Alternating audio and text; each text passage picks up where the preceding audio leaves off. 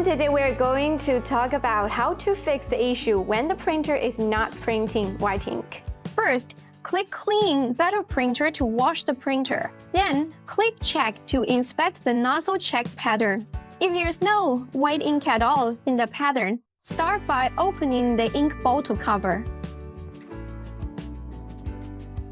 Use a syringe to draw out some white ink until the stirring head becomes visible. Then, check whether the white ink pump is rotating properly. If the pump is not working, first check whether the cable above the pump, the stirring pump power cable near the switch, and the connection cable behind the maintenance door are loose. Next, open the top cover of the printer and remove the 7 screws on the cover.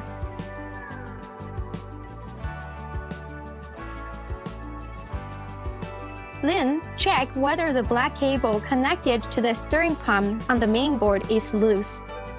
If all the connections look normal, you may need to replace the white ink pump.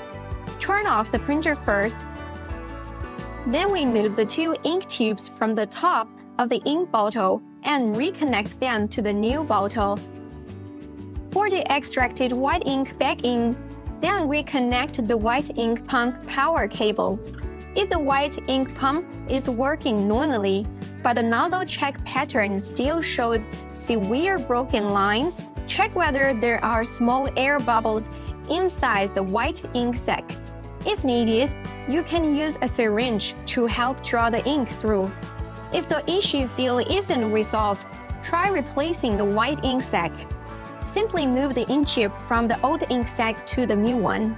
Also, if you notice white lines in the printed result, you can change the setting in the Rin software by setting Empty Image Base to 30%.